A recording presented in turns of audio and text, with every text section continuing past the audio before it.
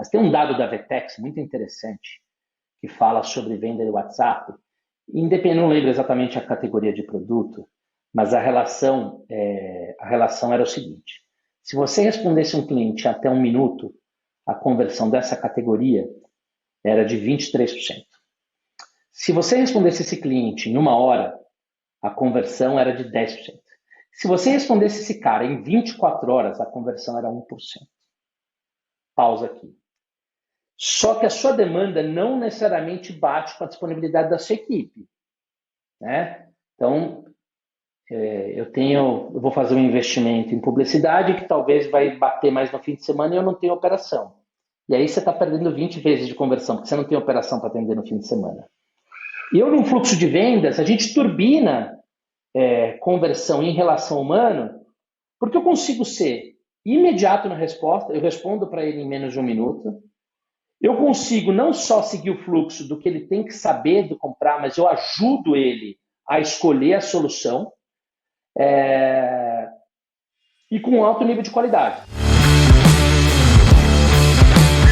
Oi, tudo bem com você? Meu nome é Paulo Chiodi e sejam bem-vindos a Product Gurus, o podcast que é a voz por trás dos produtos, mas que também tem abordado o IA de peito aberto aqui. E hoje é um episódio muito especial para mim, pessoalmente, porque eu vou entrevistar um ex-chefe.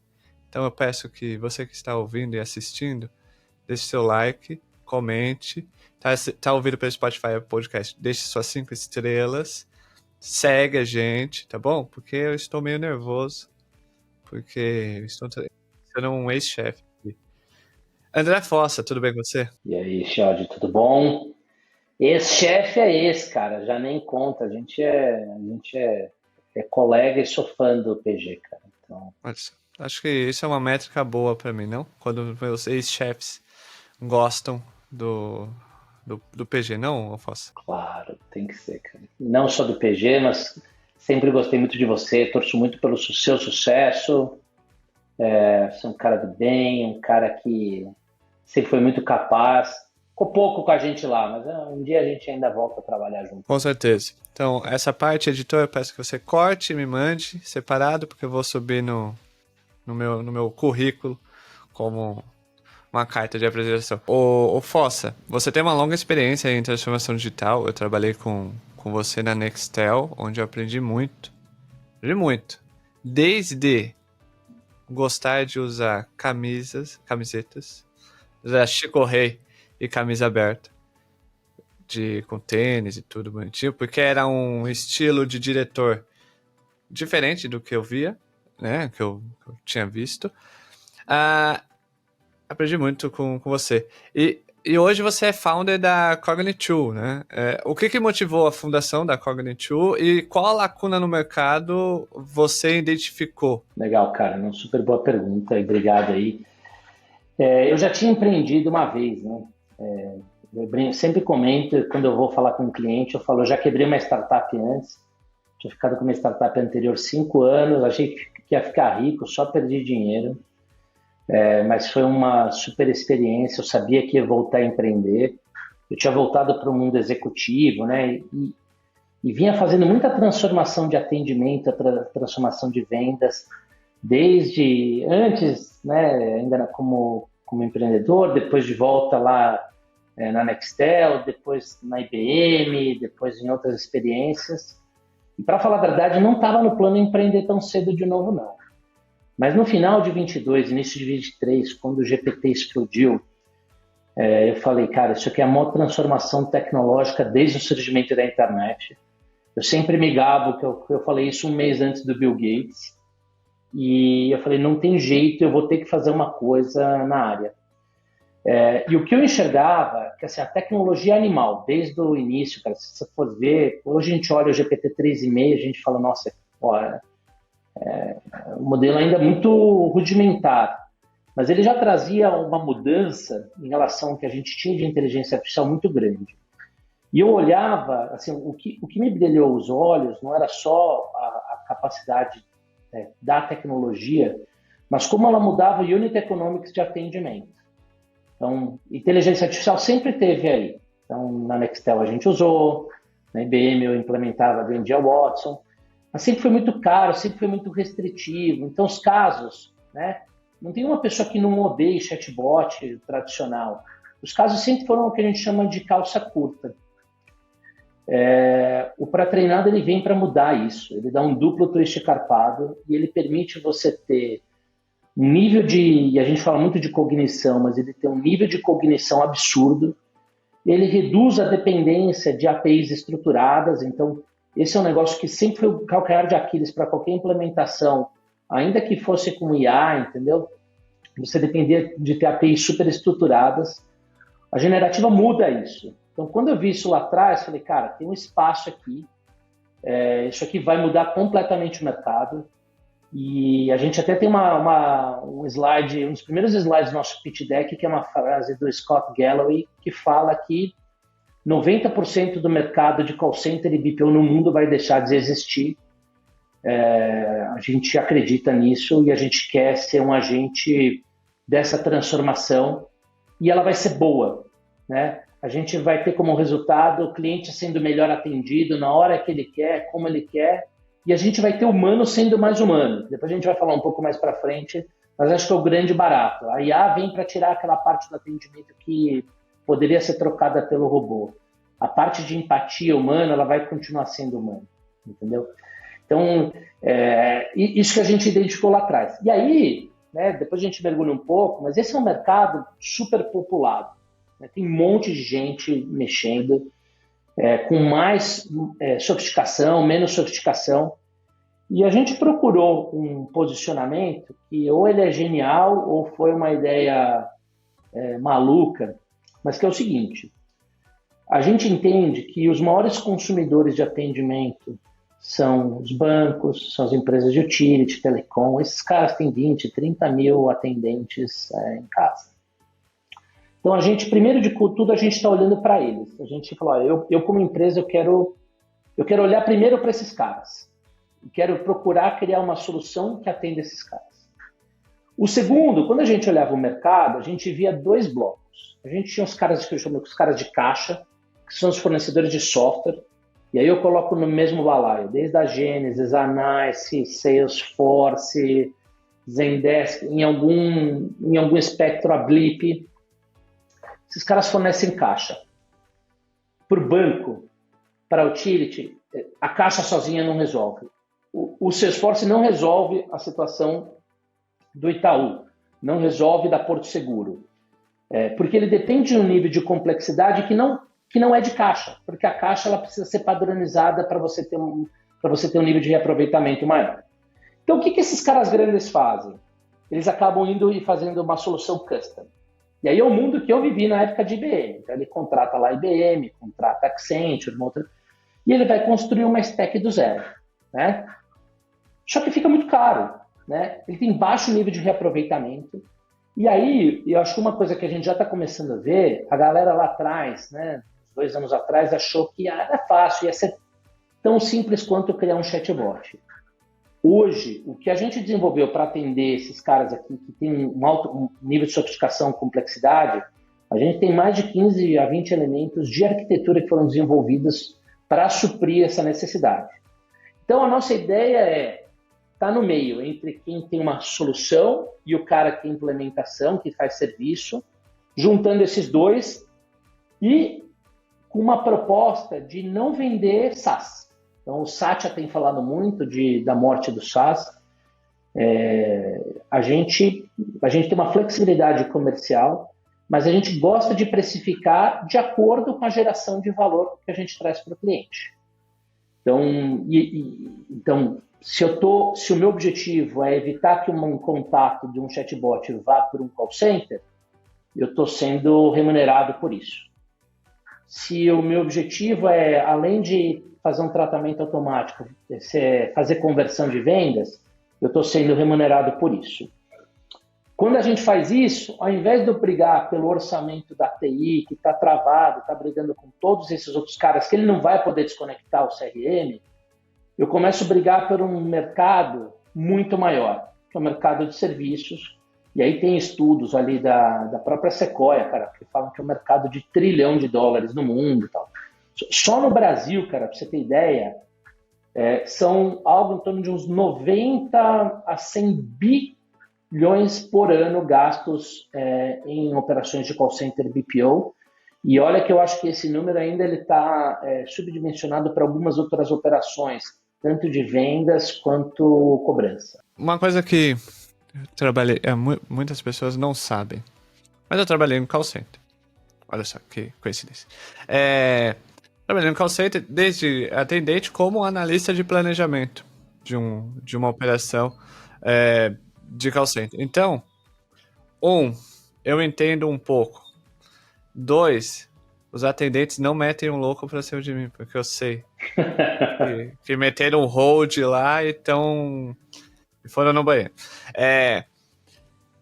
E depois que eu entrei na área de produtos e comecei, né, depois de 10 anos, eu cheguei a uma conclusão de que o atendimento, ele é o pilar de um produto bom. Se a gente pegar o NPS, esse é o que eu falo com todos os Product Managers que vêm e falam, pô, o NPS tá ruim, o atendimento tá falando que a culpa é do produto, tá? Eu falo assim, tá, pra você falar com o atendimento, você vai ter que, infelizmente, se o atendimento está um pouco ofensivo, apontando o dedo para produto, você vai ter que fazer igualzinho o Suítes, não? Quando você tá na parede, você tem que dar um impulso e ir pra frente. Você vai pegar o NPS e filtra. Tudo que for relacionado ao atendimento, tira. Vê quanto que fica o NPS. Em todas as vezes fica positivo ou tem um salto gigantesco de NPS. Por quê? Porque é o atendimento. Quando você Fossa, vê isso em várias empresas, o atendimento, porque, na sua opinião, assim, com a sua experiência, por que o atendimento é uma área que as empresas falam que é importante, mas que não é olhado com a devida importância? Cara, eu acho o seguinte. Primeiro, é que assim, tudo estoura no atendimento. Então, acho que esse é o outro lado da moeda, né? Qualquer problema que o cara fez de faturamento, o cara do financeiro tá lá. Quem tá dando problema é o cara do atendimento. E ele é um coitado, cara, que tem que resolver problema do cliente, que ele tem pouco controle. Dados reais.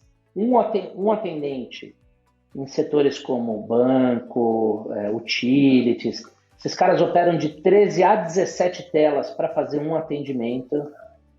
Esse cara ele tem que aprender uma quantidade de coisas absurdas em 2 a 3 semanas o máximo de tempo de treinamento. Esse cara é muito pouco, ele é muito pouco instrumentado para resolver esse nível de problemas e que acabam caindo nele. Acho que esse é o ponto 2. Eu, modestamente, eu sempre que eu olhava a transformação, eu acho que quando você olha o NPS, ele é o que a gente chama de lagging indicator. É o que aconteceu. O indicador que eu mais gostava e que eu sempre fui obcecado, na época de Nextel, mas as outras que eu sempre fui obcecado, era o de contact rate, que era o percentual de pessoas que estavam te ligando, por jornada. Então, se a gente implementasse lá uma solução de pagamento, a minha métrica de sucesso não era quantos pagamentos ele fez, se ele estava feliz, eu queria saber quantos por cento daquelas pessoas que usaram a funcionalidade ou que poderiam usar, acabaram ligando para o call center. Porque se você deixar de dar problema, cara, se você resolver lá no topo do funil, que a gente fala de resolver a causa raiz, e você mede isso pelo contact rate, você deixa de levar o problema para o atendimento, onde o cara ele vai ter que, cara, é difícil, ele vai ter que mexer manualmente, ele vai ter que emitir. Porque não tem necessidade nenhuma de você ligar para uma pessoa para pedir uma segunda via de fatura. Ou casos muito comuns, 30% a 40% dos atendimentos em empresas como essas que eu falei são sempre relacionados a pagamento. Aí, o cara não recebe a conta. Aí o bot tradicional vai lá o quê? Emite a segunda via. Aí ele liga no segundo mês. Ele não recebeu a conta. Ele manda lá a mensagem ou você reenvia a segunda via. E você vai fazendo isso. Mas ninguém chega nesse momento e fala, cara, por que esse cara está ligando todo mês? Ninguém parou para corrigir o e-mail dele. Então, ao invés de você resolver o problema dele só, deriva esse cara para um tratamento de cadastro, você vai parar ele de ter problema todo mês. Então, eu acabei fazendo uma digressão maior, mas eu acho que o atendimento, nesse sentido, ele acaba sendo o final da linha onde tudo desemboca. E aí, cara, é um custo brutal mesmo, é surreal. Se você pegar numa empresa como essas que eu estou falando, cara, você falar que você tem 30 mil pessoas, 20 mil pessoas atendendo, né? Ele não é centro de receita, ele é centro de custo mesmo. Então, por isso que você tem uma pressão. Você tem uma pressão por TMA, você tem uma pressão por eficiência, mas você acaba deixando de olhar que 20% da sua base está te ligando todo mês. Né? 15% da sua base está te ligando todo mês. Então, acho que está um pouco nesse tratamento. E eu acho que a IA vem para ajudar isso. Né? Tanto para você criar formas que tragam menor pressão operacional na companhia, mas de ter fluxos inteligentes para fazer isso que eu falei. Falei, cara, o Chiodi aqui, estou vendo que ele ligou 3 vezes. Cara. O Chiodi, qual que é o seu e-mail? Você confirma o e-mail para mim? Aí fala, não, o e-mail é diferente, vamos acertar. E você vai deixar de ter esse problema e você consegue ter indicadores, você consegue ter analytics por isso. Então, a vida do atendente é difícil, cara. Esses caras são muito exigidos e a gente teve talvez uma frustração recente que a onda dos super CRMs, não sei se eu vou falar que falhou, mas ela frustrou a expectativa, porque viraram implementações muito complexas. Então ninguém acaba um projeto desse. Né? E isso gera uma frustração ainda maior numa operação que está há 5 anos esperando que vai ter, de fato, uma ferramenta que reduza essa quantidade de telas. E é parte da tese que a gente vai falar um pouco mais para frente dos produtos, uma parte da nossa tese é essa. Sempre que alguém fala assim, Chiodi, eu estou num processo seletivo para telecom, eu falo, deixa eu já contar, te dá aqui a letra, hein? Se alguém perguntar, foca no atendimento, contact rate. O primeiro motivo de ligação é pagamento, segunda via de boleto. Tenta resolver aquilo ali.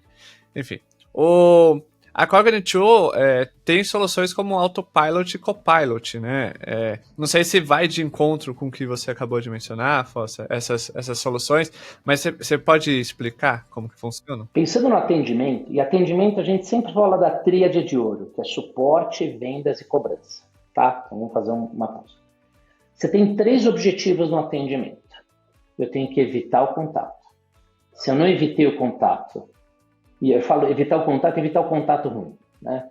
Eu tenho que evitar o contato. Se eu não evitei o contato, eu tenho que reter, que é tratar de forma automática, né? E se eu não trato de forma automática, não consigo resolver, eu tenho que otimizar o atendimento do humano. E a Cogni tem solução para essas 3 etapas da jornada. Começando pelo meio, que é onde a gente acaba tendo um maior volume, estamos falando do Autopilot, que é a nossa plataforma onde a gente cria e opera agents. Né? Depois eu falo um pouco da diferença do que a gente faz, mas é aí onde a gente vai ter o AI chatbot e que vai resolver 80%, em caso 95% dos contatos sem interação humana. Tá? Mas vão ter casos que o robô não vai resolver, seja porque a gente não tem API disponível, nesse caso precisa, seja porque o cliente ficou puto, por qualquer outra coisa. Nesse caso, ele precisa do atendimento humano. E aí, a própria ferramenta, o nosso motor cognitivo, encaminha o cliente para um atendimento humano e ele vai ter uma dupla lá, que é o Inbox e o Copilot, é a plataforma onde o atendente vai usar para responder o humano, com uma diferença. Ele vai consumir o mesmo motor cognitivo com todas as integrações que eu tiver no Copilot. Então, eu vou até apontando, o cliente manda a mensagem para o humano. O humano, antes de responder, a mensagem vai estar batendo no Copilot, vai estar sugerindo uma resposta, e eu posso fazer outras perguntas aqui no Copilot. Se eu acatar a resposta, eu clico e mando para o cliente. Então, a gente quer matar com as 13 a 17 telas nessa história. Ele tem uma única tela que consiga dar informação e ele possa focar na parte mais importante, que é ser humano, ser empático, entender. e não ficar preocupado em qual das 13 ou 17 telas ele vai achar a informação e se a informação está certa. Então, com isso aqui, a gente melhora muita eficiência da operação, desde TMA, nível de rechamado, e aí tem umas outras evoluções. Por exemplo, eu posso devolver, eu como Copilot, devolver a chamada para o robô. Vamos supor que eu resolvi uma parte, ele precisa continuar um fluxo de cadastro, devolvo para o robô continua. Mas aí eu gero muita informação, né? Como é que eu começo a criar inteligência para evitar contato? E aí entra um produto que eu acho que, sendo realista, a gente já começou, já tem uma base lá, mas para 2026 vai ser o salto, que é o que a gente chama do Insights. Eu já tive nas duas pontas de comprar e vender soluções de Content Analytics, Speech Analytics. Esse negócio nunca se sustentou, sempre foi muito caro para processar, ainda com o pré-treinado. Só que o que a gente faz? Como eu processo já todas as conversas, eu consigo pegar carona no transacional para gerar inteligência.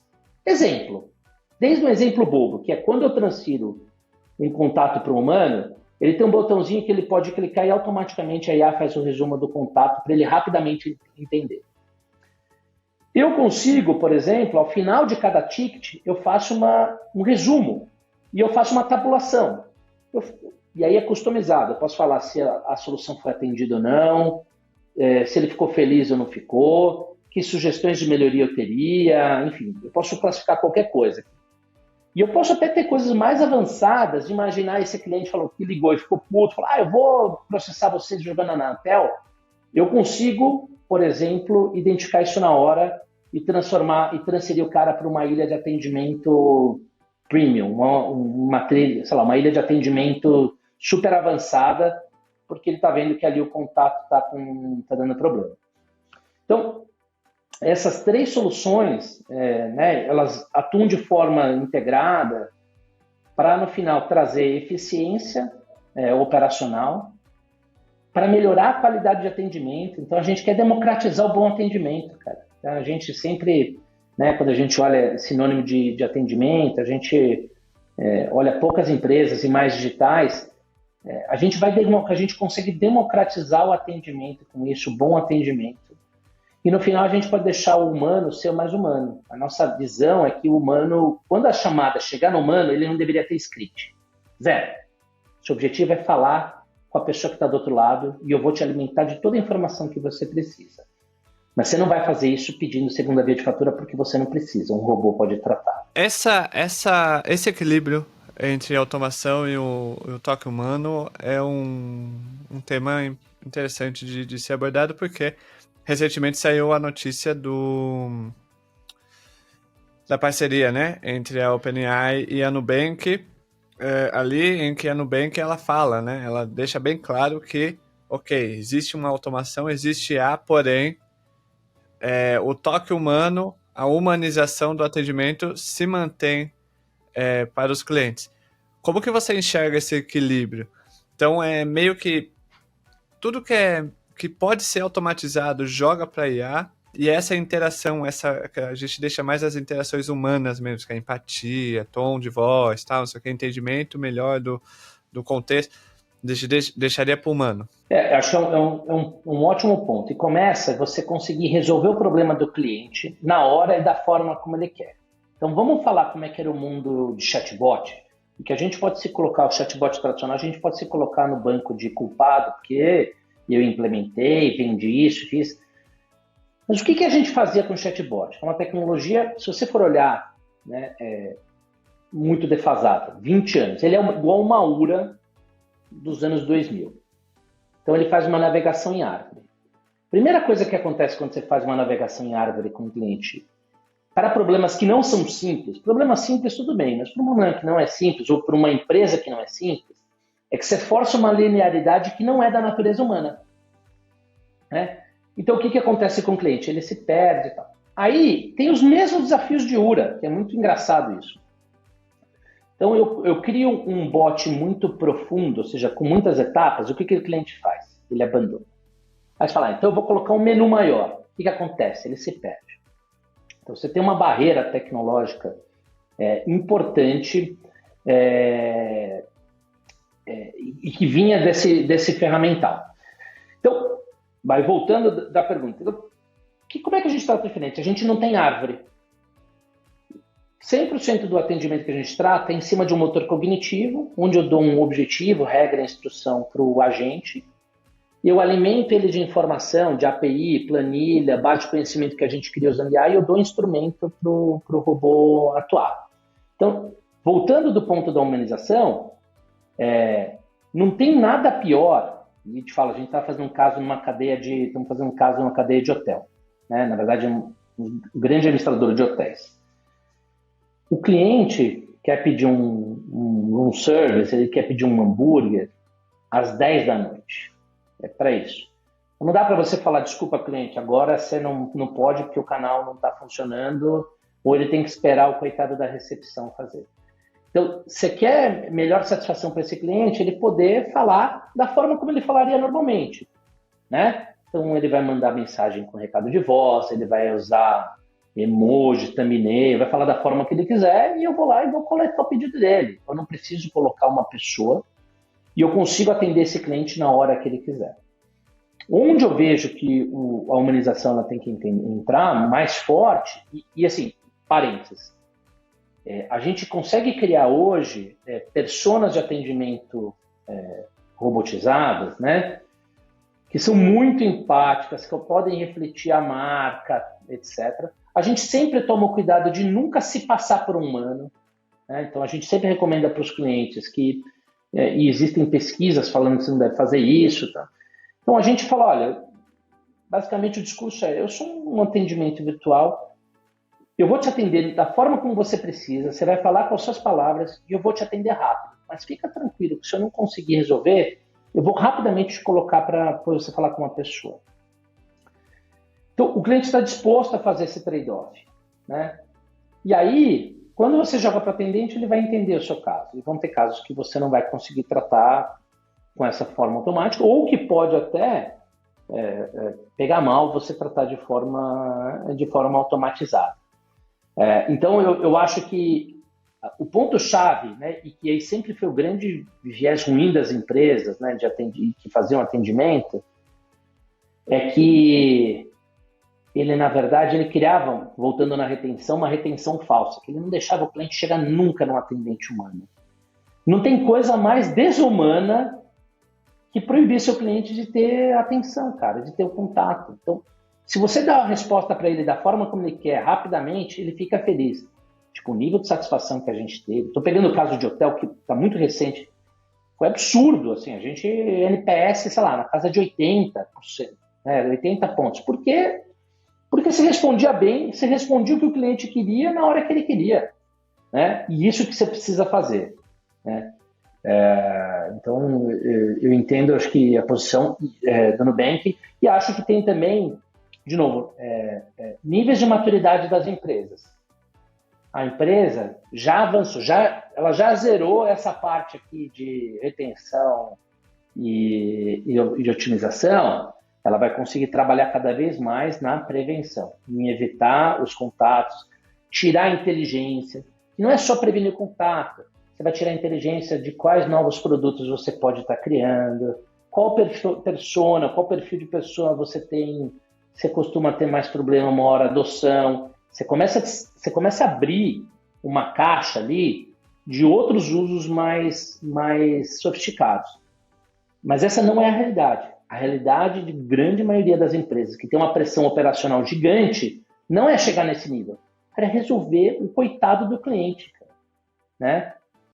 Rápida pausa no episódio para um recado especial. O futuro dos produtos digitais já começou e a inteligência artificial é parte do time. A PM3 acaba de lançar a formação em gestão de produtos de IA, um curso pensado para Product Managers que querem criar, delegar e inovar com mais inteligência. Muito além dos prompts, você vai aprender a liderar produtos baseados em IA, dominar temas como Machine Learning, Deep Learning e IA generativa e aplicar novas formas de discovery, experimentação e validação. Prepare-se para o mercado que mais cresce no mundo e torne-se o PM que lidera a transformação. O link está na descrição. Clica e saiba mais. Em um evento recente, eu vou falar recente, né? Não é pô, não é do século passado, é recente. Você mencionou um conceito chamado hipercognição. O que seria esse conceito e como que se aplica no atendimento ao cliente? A gente fala assim que, e de novo, comparando o mundo linear, o fato da gente estar usando a inteligência artificial abre um leque de possibilidades que antes a gente não tinha. Então, eu vou dar um caso simples, mas bobo, mas muito poderoso do que é a hipercognição em ação. Então, eu vou fazer um caso de agendamento de consultas. Vamos pegar uma empresa que tenha vários consultórios, vários médicos, várias unidades. No mundo tradicional, seja num bot ou num site, o que ele vai fazer? Qual unidade você quer? E eu, como cliente, gostaria de falar, putz, eu tenho 3 unidades aqui do lado. Mas ele não te deixa fazer isso, ele te força a escolher. Aí tá bom, eu escolhi a unidade Itaim. Para qual dia você quer agendar? Eu, como cliente, gostaria de falar semana que vem, terça ou quinta pela manhã, ou na outra, na sexta à tarde. Ele não te deixa isso, ele te manda escolher um dia. Então você vai lá e chuta um dia. Aí você olha esse dia, o que aconteceu? E isso é pior ainda quando é via chatbot. Tá? O que aconteceu? Não tem disponibilidade. Volta uma casa, tenta outro dia. Não foi? Tenta outro dia. Volta uma casa, tenta outro dia. Volta 2 casas, tenta outra unidade. Né? Muito ruim. O cliente, o que o cliente faz? Ele não vai, ele abandona. Por isso que essas empresas toda hora assim, tem nível de abandono gigante e ele vai ligar para o humano, que é alguém que vai fazer um pouco essa análise. Como é que a gente faz diferente nesse caso? Eu não preciso retornar um dia. Eu posso retornar, se ele está querendo marcar um dermatologista, me dá a disponibilidade de agenda de todos os dermatologistas cadastrados aqui nos próximos 2 meses.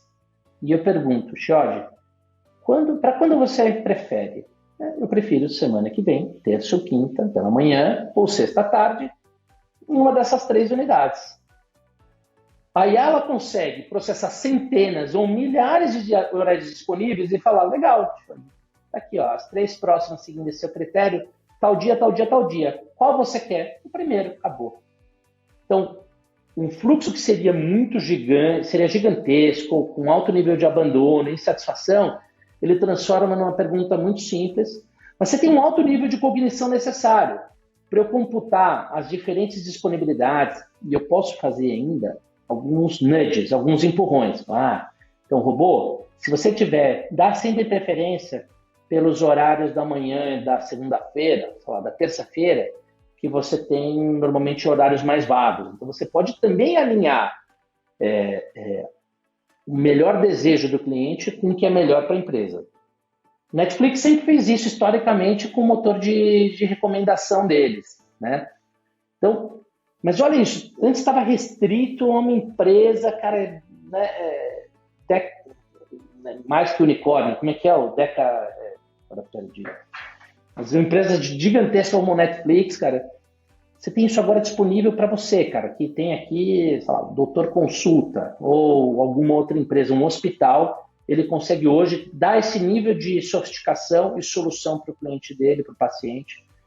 E isso é hipercognição em ação, né?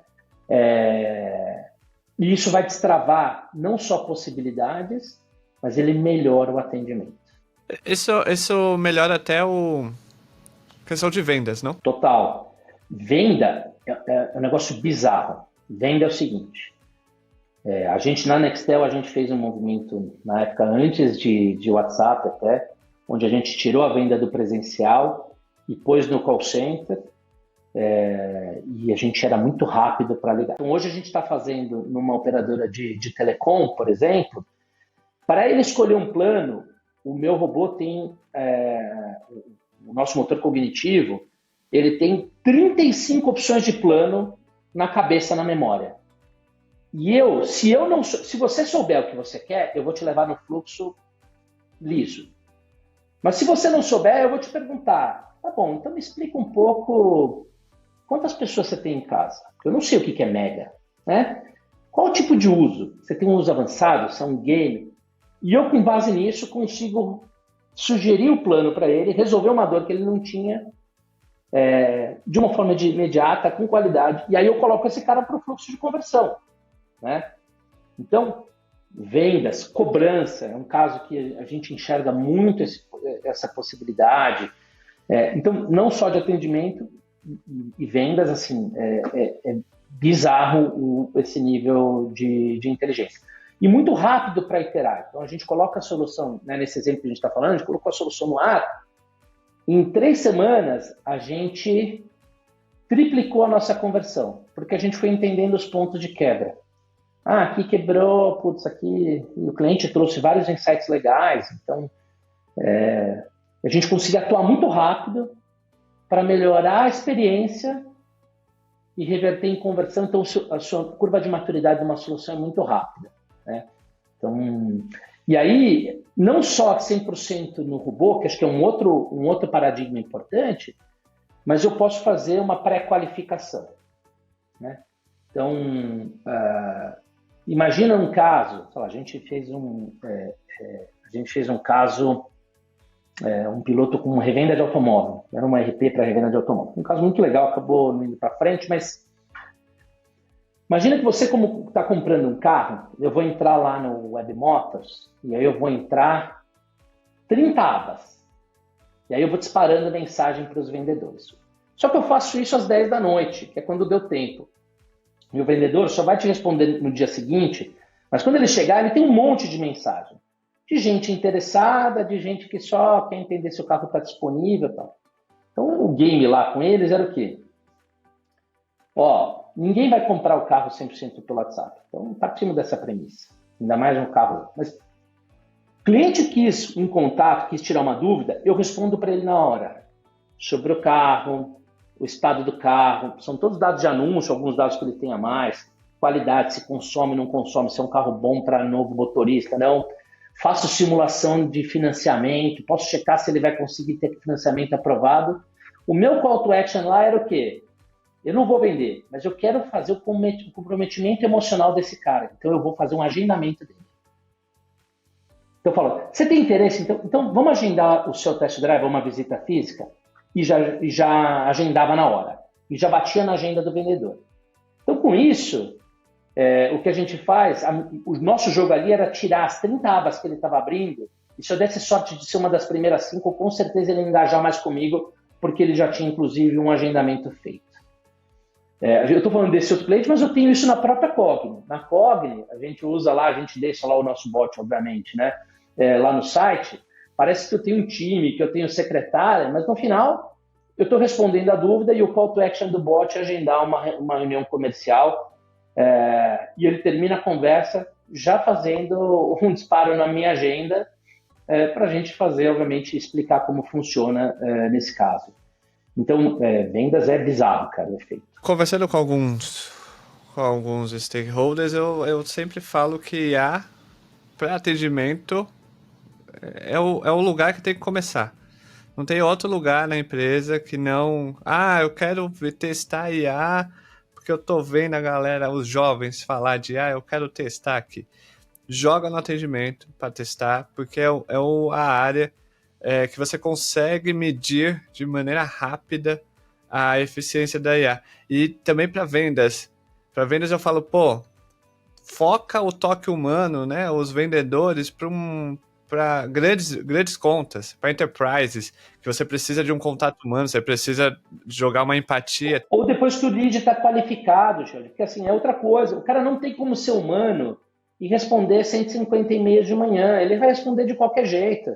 Mas se ele qualificou e ele tem 15, ele vai pegar o telefone e falar, vi que você tem interesse, vi que você agendou, você tem alguma outra dúvida? O nosso slogan ali é empoderar o atendimento, empoderar a CX com o uso de IA. Acho que essa é a pegada. E vocês da Cognitio, afirmam, existe uma afirmação vindo de vocês, que a Cognitio pode reduzir os custos operacionais em até 80%. Custos operacionais é igual a eficiência. Você consegue falar de uma maneira muito mais abrangente, óbvio, sobre esses 80%? Aí vai depender muito de cada cliente. E aí, assim, acho que um ponto aqui, o meu lado meio vendedor humano, Mas a gente não fica no discurso. Então, os nossos modelos comerciais, a gente tem diferentes modelos, mas de uma forma ou de outra, eu sou remunerado ou penalizado pelo quanto de valor eu consigo gerar numa empresa. Tá? Então, acho que esse é um ponto legal. A gente tem casos, por exemplo, esse caso de hotel que eu falei, 97% dos atendimentos que eram feitos sem a necessidade de ter um atendimento humano. 97%. Em outros casos, e aí vai depender muito da sua permissividade também, o quanto você quer fechar mais a torneira, ou abrir um pouco mais a torneira para jogar para o atendimento.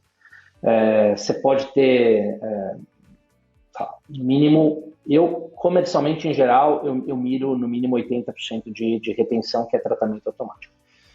Aí você tem o Copilot, que aí ele tem efeitos mais amplos. Então, em geral, aí você pega, não é nem referência minha, você vai ver o mercado, vai falar, você vê o Zendesk, você vê a Blip falando de 30% de redução de TMA. Eu olho muito não só o TMA, mas a redução do nível de rechamada, né? Que é, se eu respondo o cliente da forma certa a primeira vez, ele evita um segundo contato desse cara. E aí tem um efeito fora desses dois horizontes, né? Que é a gente conseguir fazer resolução definitiva. Então, tem um cliente que a gente está vacinando agora. Se eu fizer o tratamento do cliente para ele nunca mais me ligar, como aquele caso que a gente falou lá da segunda vez de fatura, eu vou ser bem remunerado para isso. Eu não quero criar um incentivo nefasto de fazer o cliente voltar todo mês, porque eu vou resolver o problema dele todo mês, porque eu sou remunerado por resolver o problema todas as vezes.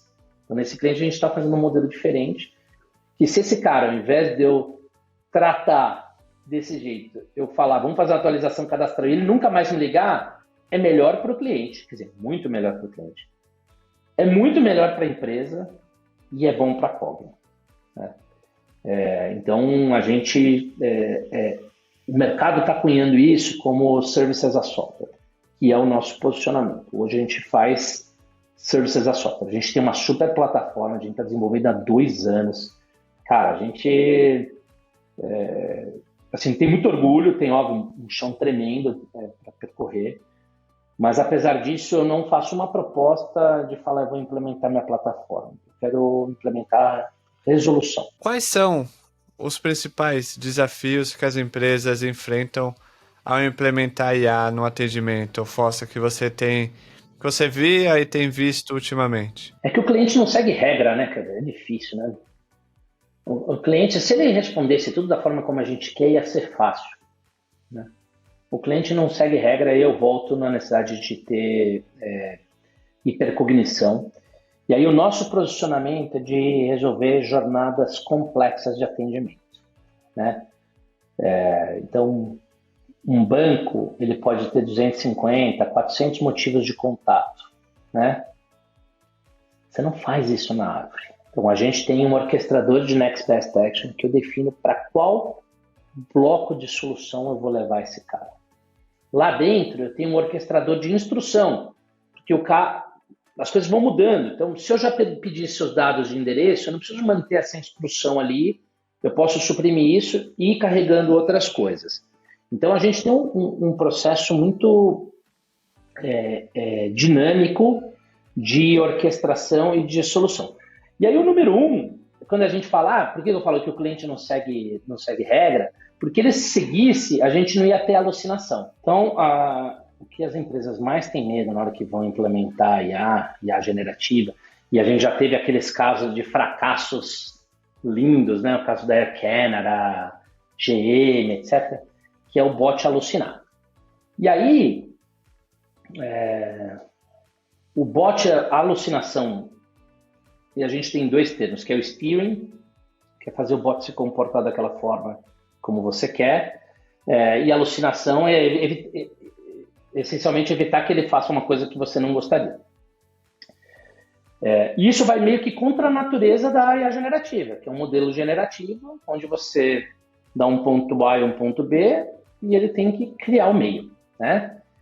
E aí eu acho que é onde eu acho que a coisa ela fica absurdamente mais complexa e posso falar que, sei lá, 70% do nosso tempo aqui na Cogni foi em desenvolver o ferramental para que a gente possa operar IA em escala sem ter alucinação.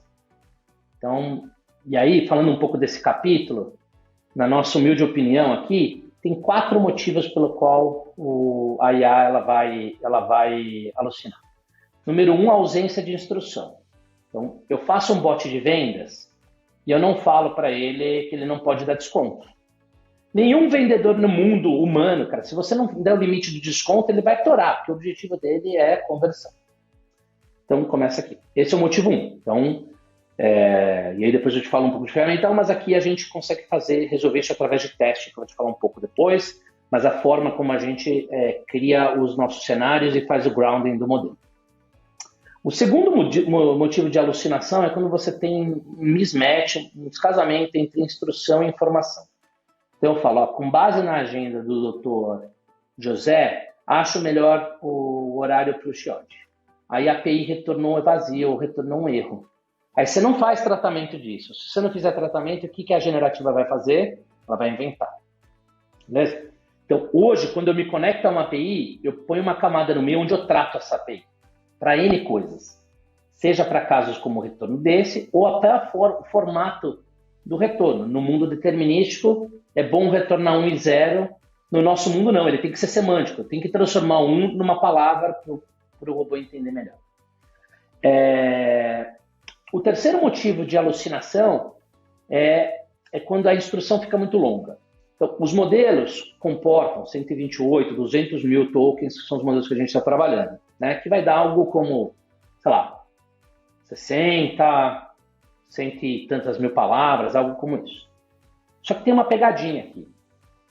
A sua janela de instrução ela é muito mais curta. Passou de 1.500, assim, passou de 1.300 tantos tokens, os modelos começam a se perder. Ele tem muita coisa. Então, a instrução ela tem que ir mudando de acordo com a conversa.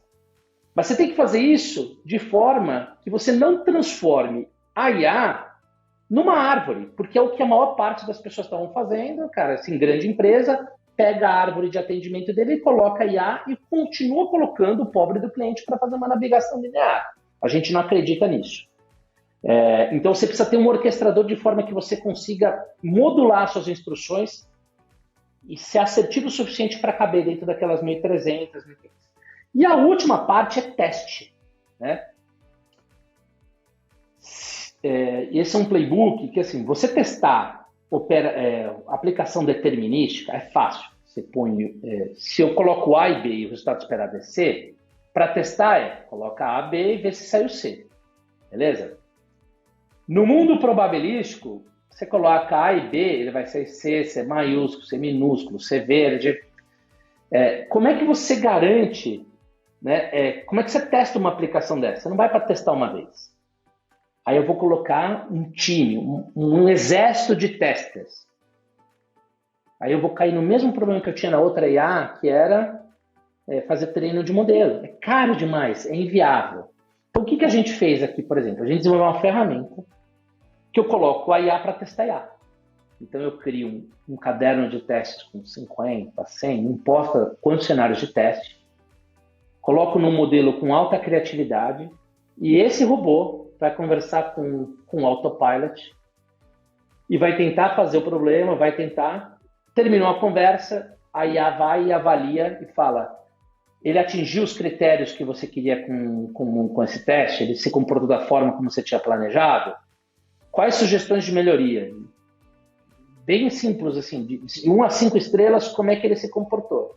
Então a gente consegue, antes de colocar um caso no ar, tem muita confiança de que ele vai performar da forma como a gente imagina, porque a gente teve uma estratégia amostral de testes. Eu não inventei isso. Se você for ler lá o playbook da OpenAI, está lá, cara. Siga uma abordagem amostral de testes. Eu acho que esse tipo de detalhe que a gente fala, que assim, eu sempre falo que a IA, né, ela é uma retroescavadeira de 3 braços para um problema que demanda a retroescavadeira de 3 braços, beleza? É complexo, as pessoas acharam, A gente usa o GPT e a gente acha que é simples e a gente levou a gente a achar que fazer aplicação usando IA ia ser moleza, né?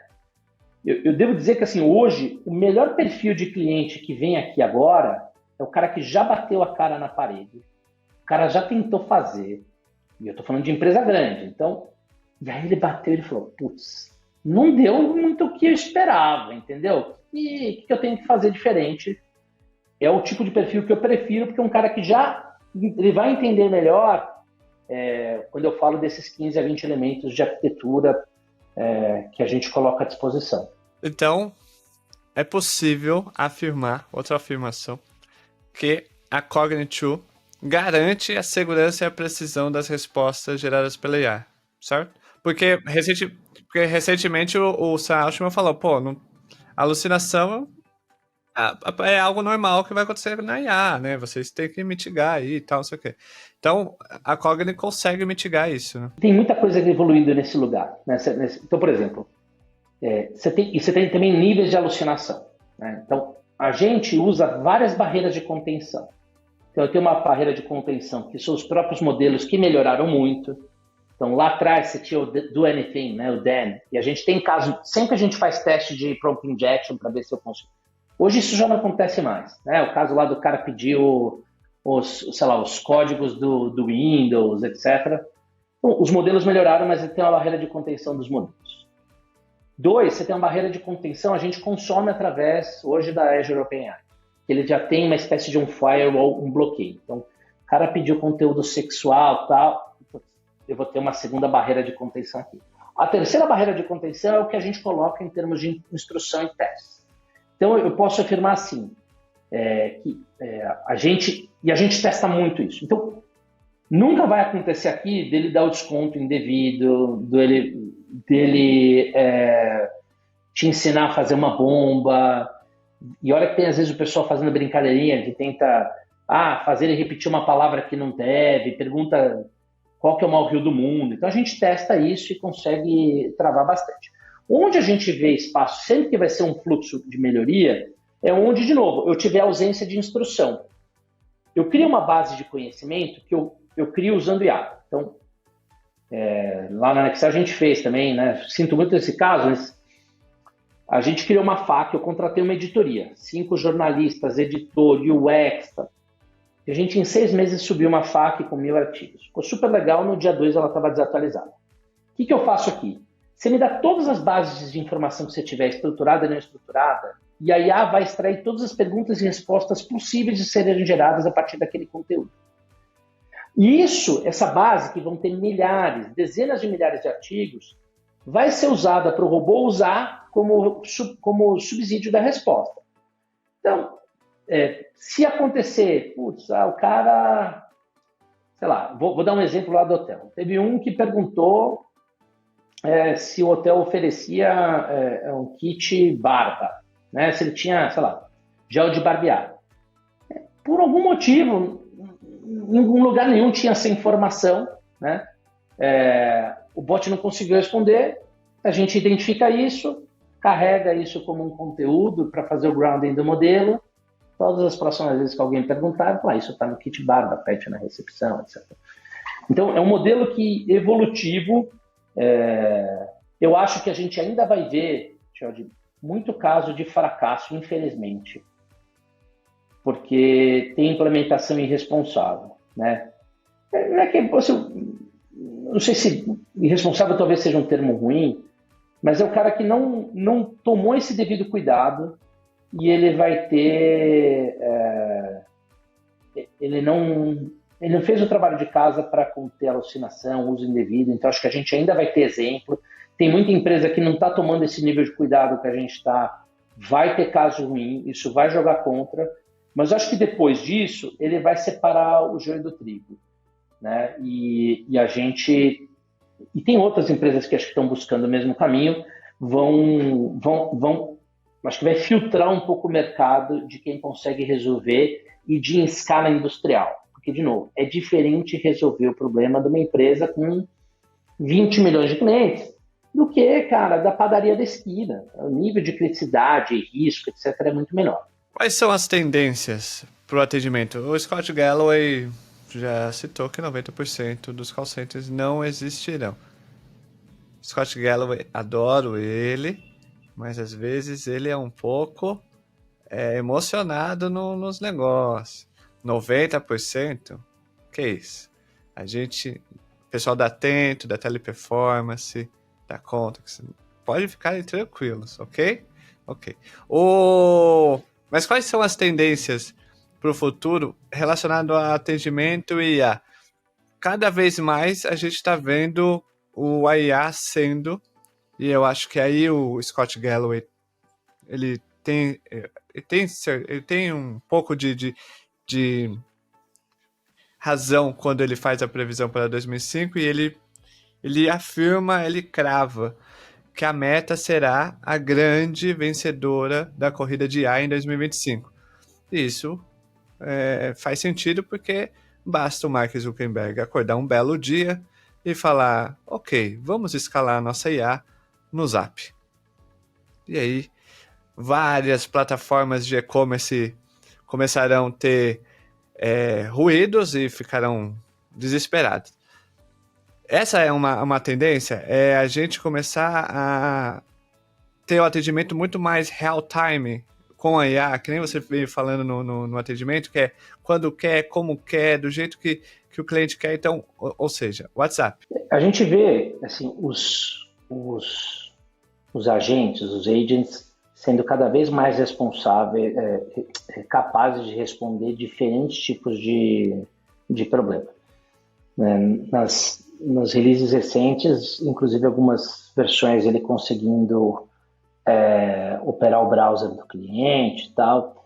Então, eu acho que com certeza tem um caminho, quando eu olho para uma grande empresa, provedor de plataforma, ele vai cada vez mais entrar para você ter um nível de solução de fim a fim. Eu tenho dúvida se a Meta vai ser o grande vencedor desse negócio, está entre nós. Não sei se eu concordo 100%, mas independente disso, eu acho que, apesar do hype ser fantástico, de ter muito investimento, a gente ainda tem ausência de casos em escala industrial.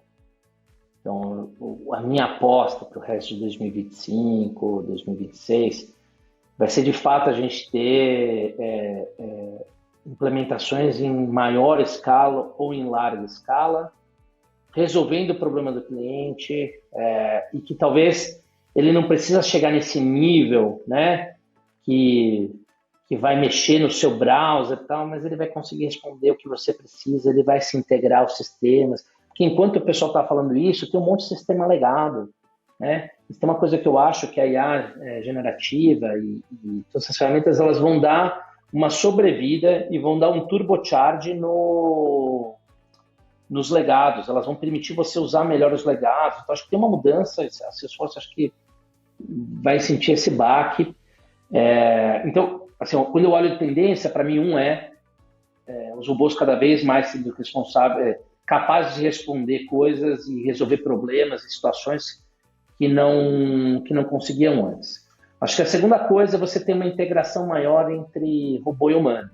Então, se eu sou um inside sales, eu posso ter um robô que é o meu assistente pessoal, e que ele pode fazer a pré-qualificação do lead para mim, eu vou e trato com o cliente, e no final, aquela etapa de cobrança, e aí, cliente, pensou na proposta, tal, eu deixo para o robô fazer. Então, a gente vai ter uma integração maior de saída e vinda, tal, que é uma coisa que a gente já faz, muito mais forte, e que, de novo, vai voltando no ponto de empoderar o humano. Cara, é zero humano você ter que ficar cobrando o cliente um lead a cada uma semana se ele olhou a proposta, se está tudo certo e tal. Isso a IA pode fazer, entendeu? Eu acho que vejo nisso. Quando a gente olha, aí o pessoal fala de AGI, etc., a gente vê, sim, os modelos cada vez mais capazes. Então, a gente já vê modelo de real-time, dele fazer vídeo real-time. Mas, por exemplo, eu, pessoalmente, acho que isso não é um problema hoje de plataforma da IA. Então, você vai lá, você vai testar o stream real-time lá da OpenAI, tudo. Ah, vai ficar legal a experiência. Só que isso funciona quando você não tem delay. Se você tem uma API que cara, que você precisa consumir, que essa API te demora 15 segundos para responder, acabou o real time, cara. Acabou o real time. Por isso que eu acho que, às vezes, o pessoal pensa muito nos casos que são flash, mas ele esquece de resolver o problema básico do cliente. Cara, o cliente está te ligando, assim, quando a gente está olhando isso, tem uma boa parcela, tem 30% dos seus clientes que estão te ligando porque não receberam a fatura, ou porque não entenderam a fatura, ou porque querem tirar dúvidas sobre o produto. Cara, então, acho que tem que ter muito pé no chão, objetividade em como você resolve a dor do cliente. Esse tem sido o nosso foco. Um exemplo, quando o pessoal pergunta se a gente pode colocar solução na URA.